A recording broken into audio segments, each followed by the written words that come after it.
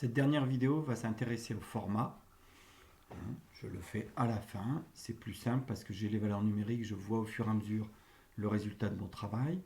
Donc, les formats sont les suivantes. Toutes les cellules seront alignées verticalement, police comique sans ms taille 12, sauf la A1 ne pas changer, et les B5 à E5 qui doit être en comique taille 20. Donc, hormis B5 à E5, police, taille 12 et alignement.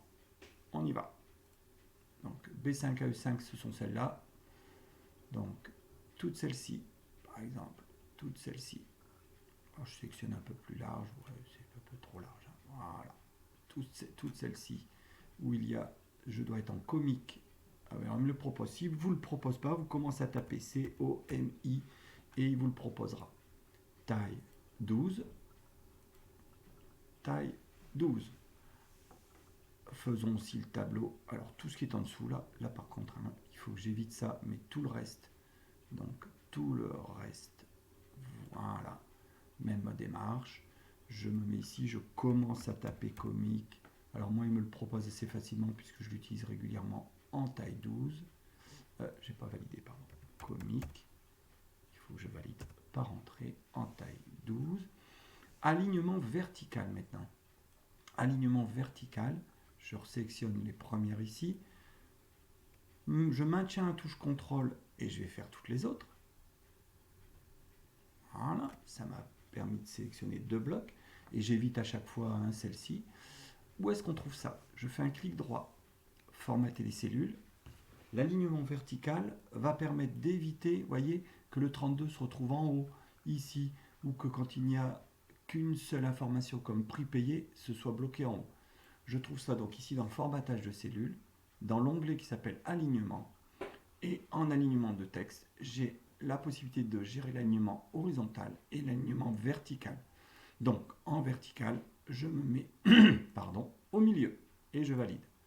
Je vérifie, voilà, mon 327, mon 32, mon 38, voilà. Chaque fois qu'il n'y a qu'une valeur, elle est bien positionnée correctement en germe, prix payé. Ok, et puis, que me dit encore l'énoncé? Aligné verticalement, etc., etc., c'est tout. Et il me reste la B5 à E5 comique en 20. Donc B5 à E5 comique aussi. Donc c'est OM. Il me propose comique que j'accepte par entrée. Et cette fois-ci en taille 20. Voilà, les livraisons d'avril 2018. Petite remarque, depuis que j'ai changé la taille, regardez, prix de base pour 1000, je vois une petite flèche noire, c'est normal, je vois plus le litre en entier. Double clic sur le séparateur. Y en a-t-il d'autres? Oui, variation prix géant. Double clic. Variation prix payé pour 1000 litres. Double clic. Chaque fois qu'on voit ces petites flèches noires, ça veut dire qu'il y a un texte qui n'est pas montré dans sa totalité. Alors, allons voir le corriger. C'est tout. Ah, je suis en train de me dire que tiens, aussi, mes cellules ici ont toutes été centrées horizontalement. Toutes centrées horizontalement. Je vais le faire aussi, même si ça n'avait pas été demandé. Ça n'avait pas été demandé. En respectant, toutes les cellules seront alignées verticalement. Ah oui, non. Non. Eh bien, j'ai oublié de le noter ici. Donc, c'est pas grave, on va le faire quand même. On va le faire quand même. Les titres, tous les titres ici. Contrôle toutes les cellules ici. Voilà, centré horizontalement. C'est pas grave si vous ne l'avez pas fait.